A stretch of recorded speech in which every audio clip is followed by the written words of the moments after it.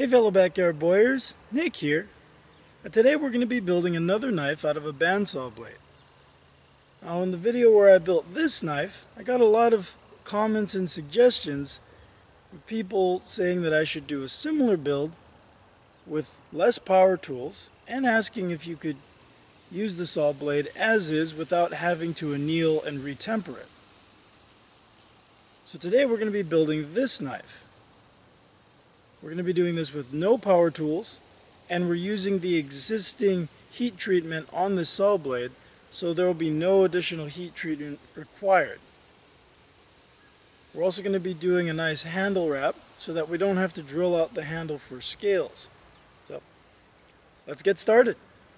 Now that we have our steel, I've gone ahead and drawn out my basic design. You can see that I've used the same handle as my bird and trout knife, but the blade is somewhere between a Wharncliffe and a sheep's foot.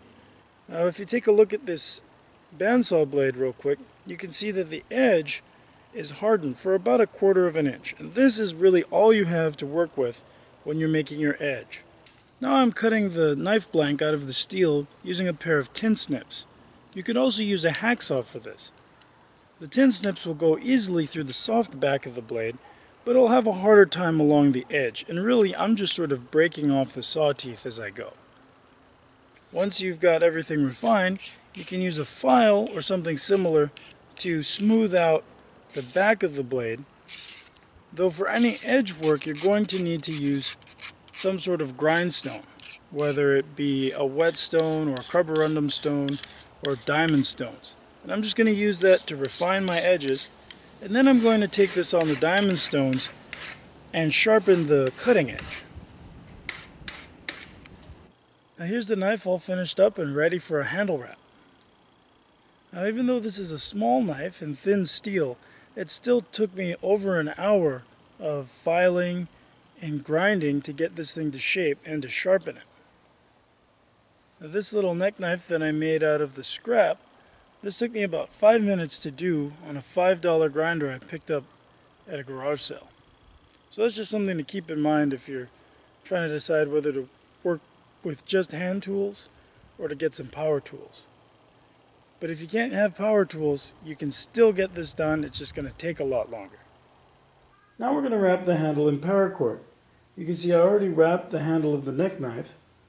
And here I've got some examples of my 2 favorite styles of handle wrap.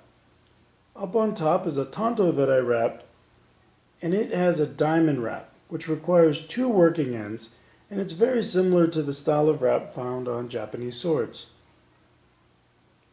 Below that is my personal favorite wrap, and it's a variation. It has a similar look to the diamond wrap, with the nice little diamonds of the under wrapping showing through, but it's really easy to do and only requires 1 working end.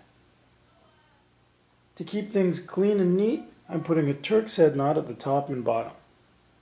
We'll start by cutting a piece of cohesive bandage the length of the handle. This will serve as an under wrap and help hold the cord in place, as well as add some cushion to the handle. I'm going to start the wrap by doing a Turk's head knot at the top. This will help keep everything nice and neat. The Turk's head knot is fairly straightforward. I'm just doing a single pass knot, and it's basically like doing a braid with only 1 cord. You just want to go over and under so that it looks like a 3-ply braid when you're done. Once I've done that, I'm just going to start wrapping the handle. And this wrap is very simple. You just start off with a full turn, and then when you're going for your next turn, you just space your cord a little bit higher, leaving space for another layer of cord to go down right before it. So that when you come back around, you bring the cord to fill in that spot, and you've created the crisscross that makes the diamond pattern. And keep wrapping until you get down to the end of the handle, and then we're going to finish off with another Turk's head knot. Trim the edges, and you can either seal it with a little bit of heat or with some super glue.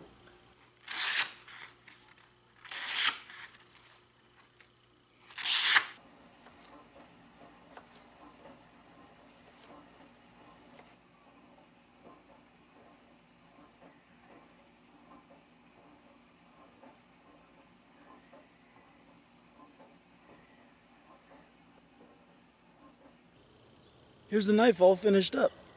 I hope you had fun building this knife along with me today. And if you have any ideas for other videos or other styles of knives you'd like to see, let me know in the comments below. And if you're interested in paracord wrapping, there are a lot of great resources online and here on YouTube. And I also have a couple of books out. Adventures in Paracord and All Wrapped Up in Paracord. And I'll have links to those in the description below. I also have some other books that you can check out, and I'll have the links to those down below as well. And here it is. Thanks for watching, and I'll see you guys next time. Bye.